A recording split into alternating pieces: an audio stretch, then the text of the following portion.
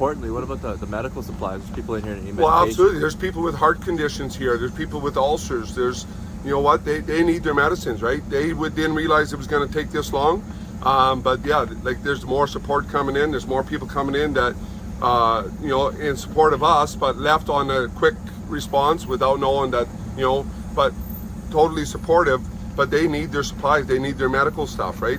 And if they keep that closed, I mean, that's not fair. And if we have a medical situation come of that, that's on their hands. So I hope they realize that this is staying and that they need to abide by what we want as well.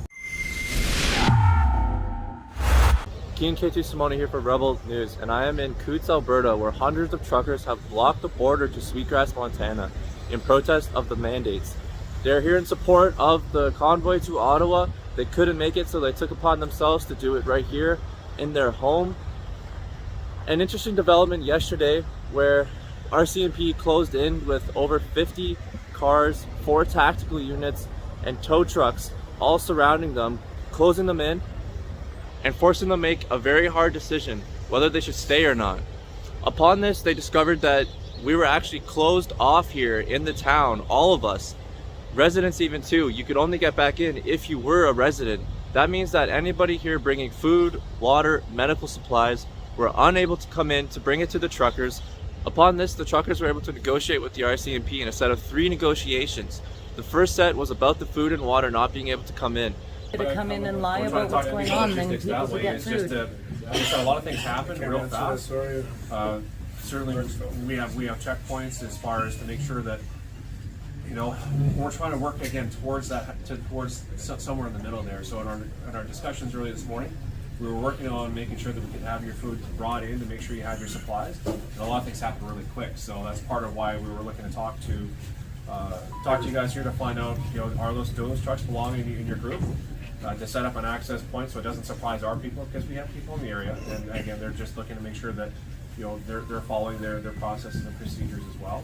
And that's one thing we're looking to coordinate with you so we can bring it back to, again, our chain and facilitate that. By the second negotiation, the police agreed to let some people come in to bring food and water, and it was later that we found out that they had to walk from Milk River all the way to Coutts here, which is a few kilometers. It's about a 4-hour walk in the blistering cold. I have Rebel News here right now, and they want to know, what are they telling you at the border when you're trying to bring food through? They are telling that they are not allowed, being told that they're not allowed to let anyone through. Not even for food? Not even for food.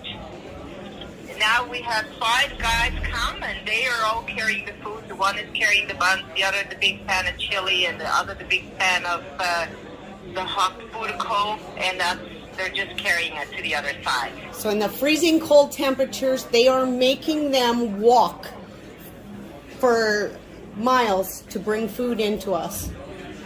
And they, we asked them if they could please, because there's 5 cops in here, so we asked them if one of them could escort us in and out so that they knew we wouldn't do anything else, and they said no, they would not be able and were not allowed to do that. It is freezing out here. I'm gonna catch up with some of the truckers to get their word on it. So for a while there, you guys were negotiating with the RCMP. Could you tell me about what happened with the first round and what you guys were discussing? So we were discussing we did our due diligence allowing all the trucks to go. So our barter tactic was asking for our supplies to come in, our food, our people to our medicines, the things of essentials that we needed. And they told us they were going to do that. And they allowed about 15 or 20 of the vehicles in, and then they barricaded the road again. And they were talking about allowing other traffic in from the other routes of our protesters and our supplies, which got denied. We put calls in yet last night to see if we can get that released, get our people released. There's a lot of families still stuck on the road with kids and stuff, wanting to see their husbands and stuff and support, and to bring their essentials. That was not done. It's obviously unfair. Obviously, we've given them what they wanted. We've given them the ability to have the truckers who don't want to be here. We've let them through. We've let them go. I know the media is trying to spin it so that we're terrorists and we're keeping these people hostage. That is not the case. And even while that was being done, we were feeding them, we were offering them rides, we were offering them boarding, anything they needed, medical supplies, anything they needed, we've been supplying for them at any time. And we've got photos of people dancing, you know, enjoying the ones that were supposedly held hostage. And yeah, so what in the agreement to let them go and let them get away was simply that they would open things up so that we could get our supplies, fuel, propane. Like we've got holiday trailers that don't have propane now, and they're running cold, and food supply, and simply support families. You know, we've had kids around here the whole time, and simply a safe place to be hanging out, and we need that support. So that's where we're at right now.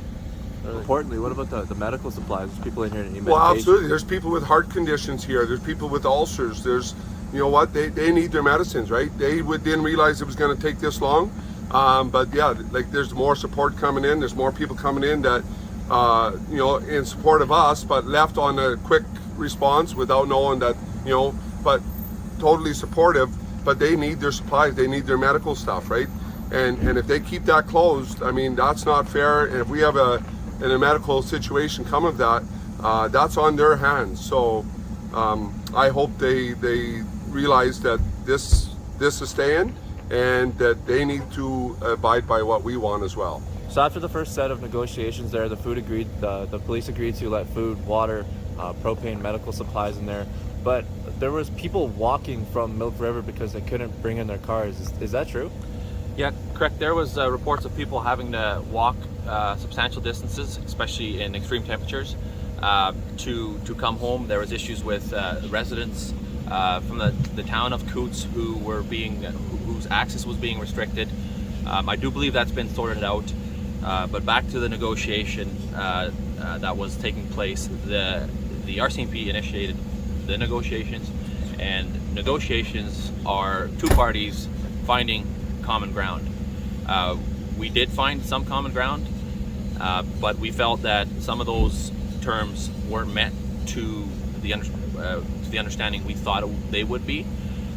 So we do call on the RCMP to definitely honor and commit to their terms 100% going forward, and to allow access of all these essential services to the residents of this community and the people here to come through in timely fashion. So it's the narrative is that you guys are blocking supplies at the border, but it's actually the RCMP who are behind you blocking this entire town for having essential services. Correct. The RCMP has multiple blockades on their own.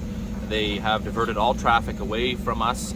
All the roads that currently lead here are blockaded by many members of the RCMP, and everything's being redirected. And the issue with this, the temperatures don't allow for people to be stranded without access to their residences, to their homes.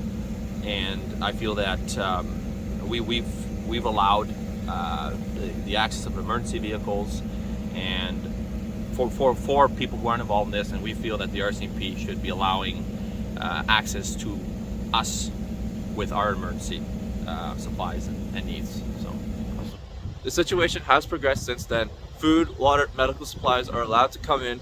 As the police were punishing them, they were trying to smoke them out by denying them basic essential services in a peaceful protest. Cindy Pizarro and I are going to be here the entire day to see how this plays out. There's still more negotiations to do with the RCMP, and now we have Chad Williamson from Williamson Law coming down. We are crowdfunding legal defense for the truckers. This is such a big development, and now we have a top-notch lawyer who is going to be defending them for tickets, arrests, whatever may come today. So we're going to catch up with Chad later as well. And I just want to thank everybody for tuning in. For Rebel News, I'm Kian Simone.